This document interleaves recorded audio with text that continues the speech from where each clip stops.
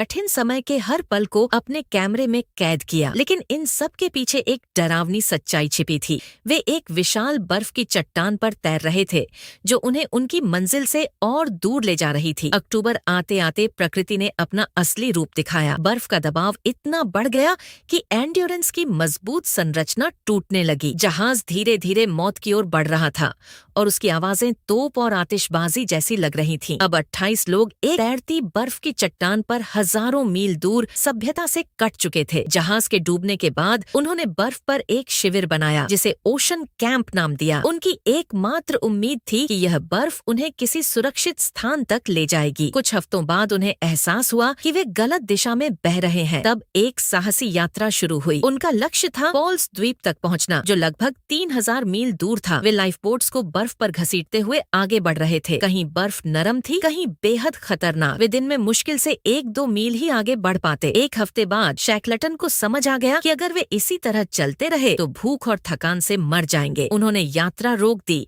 और एक स्थिर बर्फ के टुकड़े पर नया शिविर बनाया, पेशेंस कैंप, यानी धैर्य का शिविर। अब उनके पास इंतजार के अलावा कोई विकल्प नहीं था। यहीं उन्होंने अपने जीवन के सबसे कठिन दिन बिताए। खाना खत्म हो रहा था। जीवित रहने के लिए उन्हें पेंगुइन और सील का शिकार करना पड़ा। हर पल डर था कि बर्फ टूट सकती है। इस दौरान शैकलटन को कुछ दिल तोड़ने वाले फैसले लेने पड़े। खाने की कमी के कारण उन्होंने कुछ कमजोर पिल्लों और जहाज की प्रिय बिल्ली मिसेस चिप्पी को मारने का आदेश दिया। अंततः अप्रैल में लगभग 5 महीने बर्फ पर तैरने के बाद बर्फ की चट्टान टूटने लगी। 5 दिनों तक 28 लोग अपनी 3 छोटी नावों में भयानक लहरों, ठंडी हवाओं और भूख से जूझते रहे। किलर व्हेल उनके आसपास मंडरा रही थी और कई लोग ठंड से मरने के कगार पर थे। आखिरकार 477 दिनों बाद उन्होंने पहली बार जमीन देखी, एलिफेंट द्वीप। लेकिन यह कोई स्वर्ग नहीं था। यह एक वीरान, अलग थलग चट्टानी द्वीप था, जहाँ कोई पेड़ नहीं थे, सिर्फ पत्थर, बर्फ और पेंगुइन। शैकलटन समझ गए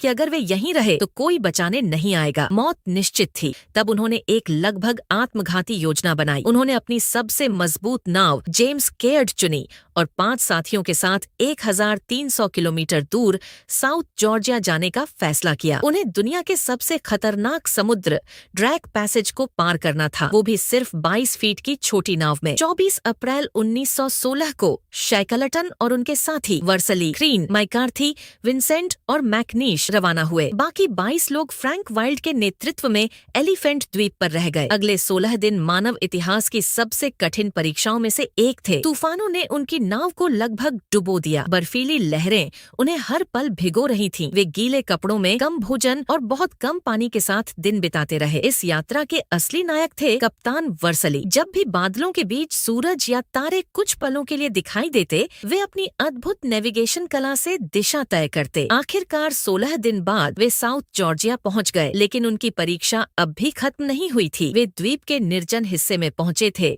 जबकि व्हेलिंग स्टेशन दूसरी ओर था। बीच में एक खतरनाक बर्फ से ढका पहाड़ी इलाका था, जिसे पहले किसी ने पार नहीं किया था। कमजोर और भूखे होने के बावजूद शैकलटन, वर्सली और क्रीन ने बिना रुके 36 घंटे तक पहाड़ पार किया। जब उन्होंने पहली बार व्हेलिंग स्टेशन की स्टीम सीटी सुनी, करीब 2 साल बाद सभ्यता की पहली आवाज, तब उन्हें एहसास हुआ कि वे सफल हो गए हैं। अब असली चुनौती थी एलिफेंट द्वीप पर फंसे 22 साथियों को बचाना। पहले 3 प्रयास बर्फ के कारण असफल रहे, लेकिन शैकलटन ने हार नहीं मानी। चौथे प्रयास में वे अंततः एलिफेंट द्वीप पहुंचे। 30 अगस्त को जब वे वहां पहुंचे, फ्रैंक वाइल्ड आगे आए और शांत स्वर में कहा, ऑल इज वेल, सब ठीक है। हाँ, सच में सब जीवित थे। सर अर्नेस्ट शैकलटन अपने मूल लक्ष्य में सफल नहीं हो पाए। वे अंटार्कटिका पार नहीं कर सके, लेकिन उन्होंने उससे कहीं बड़ा और महान कार्य किया। उन्होंने अपने हर साथी की जान बचाई।